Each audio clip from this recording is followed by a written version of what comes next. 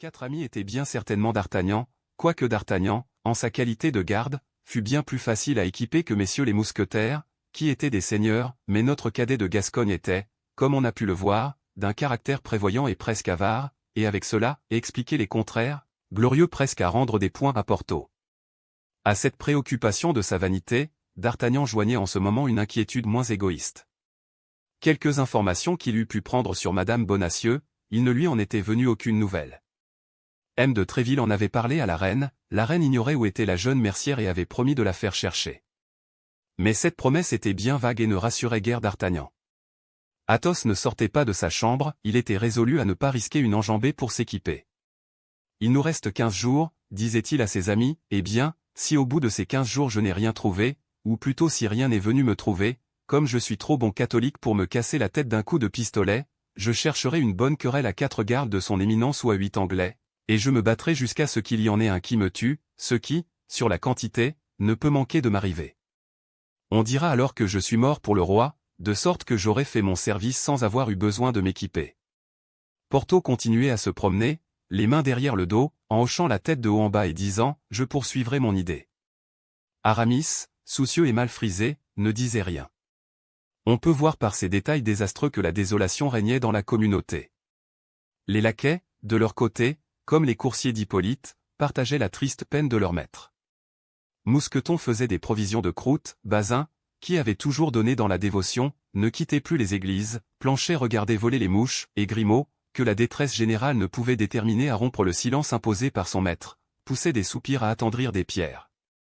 Les trois amis car, ainsi que nous l'avons dit, Athos avait juré de ne pas faire un pas pour s'équiper. Les trois amis sortaient donc de grand matin et rentraient fort tard. Ils erraient par les rues, regardant sur chaque pavé pour savoir si les personnes qui y étaient passées avant eux n'y avaient pas laissé quelques bourses. On eût dit qu'ils suivaient des pistes, tant ils étaient attentifs partout où ils allaient. Quand ils se rencontraient, ils avaient des regards désolés qui voulaient dire « As-tu trouvé quelque chose ?» Cependant, comme Porthos avait trouvé le premier son idée, et comme il l'avait poursuivi avec persistance, il fut le premier à agir. C'était un homme d'exécution que ce digne Porthos. D'Artagnan l'aperçut un jour qu'il s'acheminait vers l'église Saint-Leu, et le suivit instinctivement. Il entra au lieu saint après avoir relevé sa moustache et allongé sa royale, ce qui annonçait toujours de sa part les intentions les plus conquérantes. Comme d'Artagnan prenait quelques précautions pour se dissimuler, Porthos crut n'avoir pas été vu. D'Artagnan entra derrière lui. Porthos alla s'adosser aux côtés d'un pilier, d'Artagnan, toujours inaperçu, s'appuya de l'autre. Justement il y avait un sermon, ce qui faisait que l'église était fort peuplée.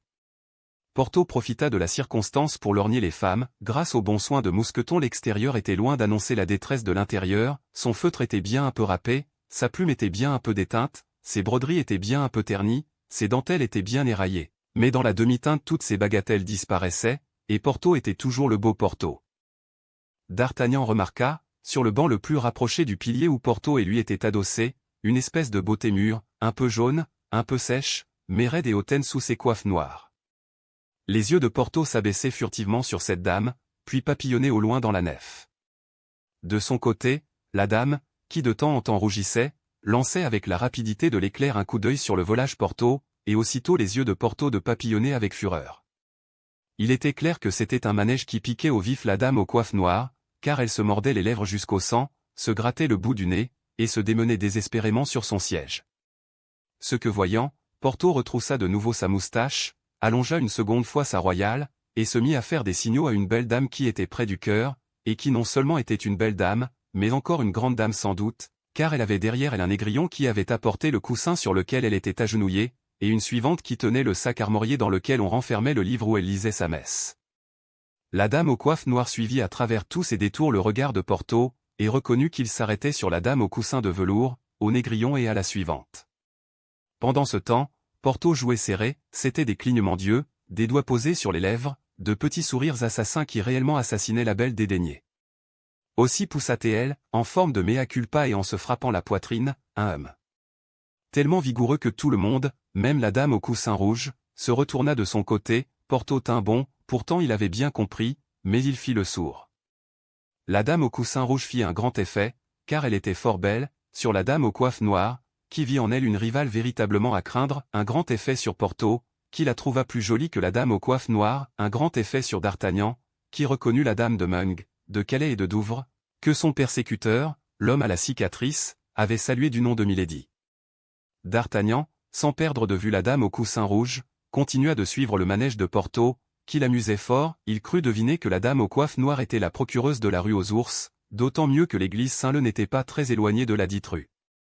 Il devina alors par induction que Porthos cherchait à prendre sa revanche de sa défaite de Chantilly, alors que la procureuse s'était montrée si récalcitrante à l'endroit de la bourse.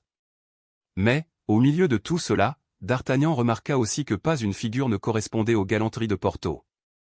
Ce n'était que chimère et illusion, mais pour un amour réel, pour une jalousie véritable, y a-t-il d'autres réalités que les illusions et les chimères? Le sermon fini, la procureuse s'avança vers le bénitier, Porthos l'y devança, et, au lieu d'un doigt, y mit toute la main. La procureuse sourit, croyant que c'était pour elle que Porthos se mettait en frais, mais elle fut promptement et cruellement détrompée. Lorsqu'elle ne fut plus qu'à 3 pas de lui, il détourna la tête, fixant invariablement les yeux sur la dame au coussin rouge, qui s'était levée et qui s'approchait suivie de son négrillon et de sa fille de chambre.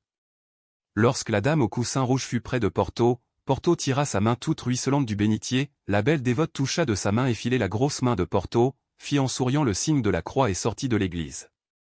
C'en fut trop pour la procureuse, elle ne douta plus que cette dame et Porthos fussent en galanterie. Si elle eût été une grande dame, elle se serait évanouie, mais comme elle n'était qu'une procureuse, elle se contenta de dire au mousquetaire avec une fureur concentrée, « Et Monsieur Porthos, vous ne m'en offrez pas à moi, d'eau bénite ?» Porthos fit, au son de cette voix, un soubresaut comme ferait un homme qui se réveillerait après un somme de 100 ans. « Madame !» s'écria-t-il, « est-ce bien vous? Comment se porte votre mari, ce cher monsieur Coquenard? Est-il toujours aussi ladre qu'il était? Où avais-je donc les yeux, que je ne vous ai pas même aperçu pendant les 2 heures qu'a duré ce sermon? J'étais à 2 pas de vous, monsieur, répondit la procureuse, mais vous ne m'avez pas aperçu parce que vous n'aviez d'yeux que pour la belle dame à qui vous venez de donner de l'eau bénite. Porthos feignit d'être embarrassé. Ah, dit-il, vous avez remarqué, il eût fallu être aveugle pour ne pas le voir. Oui, dit négligemment Porthos, c'est une duchesse de mes amies avec laquelle j'ai grand-peine à me rencontrer à cause de la jalousie de son mari, et qui m'avait fait prévenir qu'elle viendrait aujourd'hui, rien que pour me voir, dans cette chétive église, au fond de ce quartier perdu. Monsieur Porthos, dit la procureuse, auriez-vous la bonté de m'offrir le bras pendant 5 minutes, je causerai volontiers avec vous? Comment donc, madame, dit Porthos en se clignant de l'œil à lui-même comme un joueur qui rit de la dupe qu'il va faire. Dans ce moment, D'Artagnan passait poursuivant Milady, il jeta un regard de côté sur Porthos, et vit ce coup d'œil triomphant. Et se dit-il à lui-même en raisonnant dans le sens de la morale étrangement facile de cette époque galante, en voici un qui pourrait bien être équipé pour le terme voulu. Porthos, cédant à la pression du bras de sa procureuse comme une barque cède au gouvernail, arriva au cloître Saint-Magloire, passage peu fréquenté, enfermé d'un tourniquet à ses 2 bouts. On y voyait, le jour, que mendiants qui mangeaient ou enfants qui jouaient. Ah! Monsieur Porthos, s'écria la procureuse, quand elle se fut assurée qu'aucune personne étrangère à la population habituelle de la localité ne pouvait les voir ni les entendre, ah! Monsieur Porthos! Vous êtes un grand vainqueur, à ce qu'il paraît. Moi, madame, dit Porthos en se rengorgeant, et pourquoi cela? Et les signes de tantôt, et l'eau bénite? Mais c'est une princesse pour le moins, que cette dame avec son négrillon et sa fille de chambre. Vous vous trompez, mon Dieu, non, répondit Porthos, c'est tout bonnement une duchesse. Et ce coureur qui attendait à la porte, et ce carrosse avec un cocher à grande livrée qui attendait sur son siège. Porthos n'avait vu ni le coureur, ni le carrosse, mais, de son regard de femme jalouse, Madame Coquenard avait tout vu. Porthos regretta de n'avoir pas, du premier coup, fait la dame au coussin rouge princesse. Ah! Vous êtes l'enfant chéri des belles, monsieur Porthos, reprit en soupirant la procureuse. Mais, répondit Porthos, vous comprenez qu'avec un physique comme celui dont la nature m'a doué, je ne manque pas de bonne fortune. Mon Dieu! Comme les hommes oublient vite, s'écria la procureuse en levant les yeux au ciel. Moins vite encore que les femmes, ce me semble, répondit Porthos, car enfin, moi, madame, je puis dire que j'ai été votre victime, lorsque blessé, mourant, je me suis vu abandonner des chirurgiens, moi, le rejeton d'une famille illustre, qui m'était fié à votre amitié, j'ai manqué mourir de mes blessures d'abord, et de faim ensuite dans une mauvaise auberge de Chantilly, et cela sans que vous ayez daigné répondre une seule fois aux lettres brûlantes que je vous ai écrites. Mais, monsieur Porto, murmura la procureuse, qui sentait qu'à en juger par la conduite des plus grandes dames de ce temps-là, elle était dans son tort. Moi qui avais sacrifié pour vous la comtesse de Penaflor, je le sais bien. La baronne de Monsieur Porto, ne m'accablez pas. La duchesse de Monsieur Porto, soyez généreux. Vous avez raison, madame, et je n'achèverai pas. Mais c'est mon mari qui ne veut pas entendre parler de prêter. Madame Coquenard, dit Porto, rappelez-vous la première lettre que vous m'avez écrite et que je conserve gravée dans ma mémoire. La procureuse poussa un gémissement. Mais c'est qu'aussi, dit-elle, la somme que vous demandiez à emprunter était un peu bien forte. Madame Coquenard, je vous donnais la préférence. Je n'ai eu qu'à écrire à la duchesse de. Je ne veux pas dire son nom, car je ne sais pas ce que c'est que de compromettre une femme, mais ce que je sais, c'est que je n'ai eu qu'à lui écrire pour qu'elle m'en envoyât 1500. La procureuse versa une larme. Monsieur Porto, dit-elle, je vous jure que vous m'avez grandement puni, et que si dans l'avenir vous vous retrouviez en pareille passe, vous n'auriez qu'à vous adresser à moi. Fi donc, madame, dit Porto comme révolté, ne parlons pas argent, s'il vous plaît, c'est humiliant. Ainsi, vous ne m'aimez plus, dit lentement et tristement la procureuse. Porto garda un majestueux silence. C'est ainsi que vous me répondez? Hélas. Je comprends. Songez à l'offense que vous m'avez faite, madame, elle est restée là, dit Porto, en posant la main à son cœur et en l'y appuyant avec force. Je la réparerai, voyons, mon cher Porto. D'ailleurs, que vous demandais-je, moi, reprit Porto avec un mouvement d'épaule plein de bonhomie, un prêt, pas autre chose. Après tout, je ne suis pas un homme déraisonnable. Je sais que vous n'êtes pas riche, madame Coquenard, et que votre mari est obligé de censurer les pauvres plaideurs pour en tirer quelques pauvres écus. Oh! Si vous étiez comtesse, marquise ou duchesse, ce serait autre chose, et vous seriez impardonnable. La procureuse fut piquée. Apprenez, monsieur Porto, dit-elle, que mon coffre-fort, tout coffre-fort de procureuse qu'il est peut-être mieux garni que celui de toutes vos mijaurées ruinées. Double offense que vous m'avez faite alors, dit Porto en dégageant le bras de la procureuse de dessous le sien, car si vous êtes riche, madame Coquenard, alors votre refus n'a plus d'excuse. Quand je dis riche, reprit la procureuse, qui vit qu'elle s'était laissée entraîner trop loin, il ne faut pas prendre le mot au pied de la lettre. Je ne suis pas précisément riche, je suis à mon aise. Tenez, madame, dit Porto, ne parlons plus de tout cela, je vous en prie. Vous m'avez méconnu, toute sympathie est éteinte entre nous.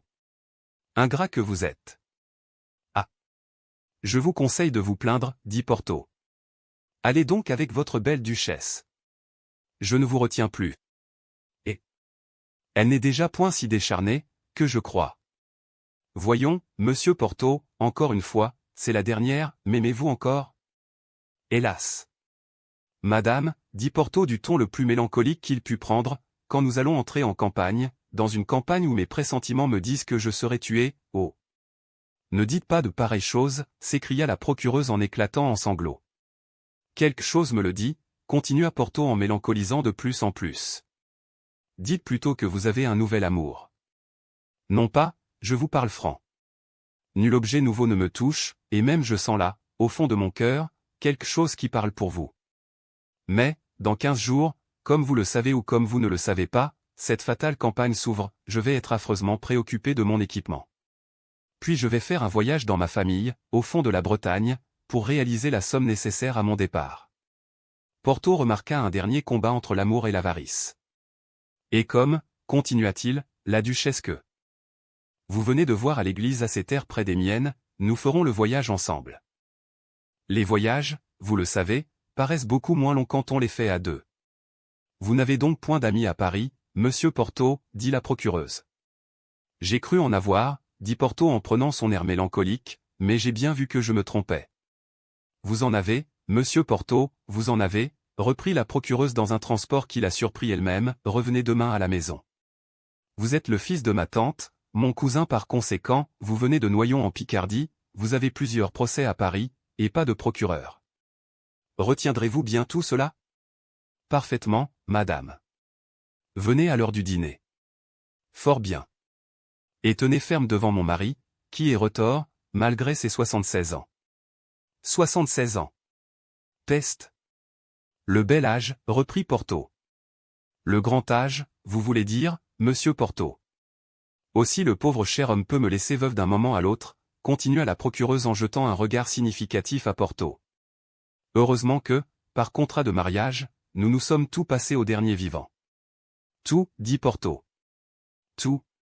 Vous êtes femme de précaution, je le vois, ma chère madame Coquenard, dit Porthos en serrant tendrement la main de la procureuse. Nous sommes donc réconciliés, cher monsieur Porthos, dit-elle en minaudant. Pour la vie, répliqua Porthos sur le même air. Au revoir donc, mon traître. Au revoir, mon oublieuse. À demain, mon ange. À demain, flamme de ma vie.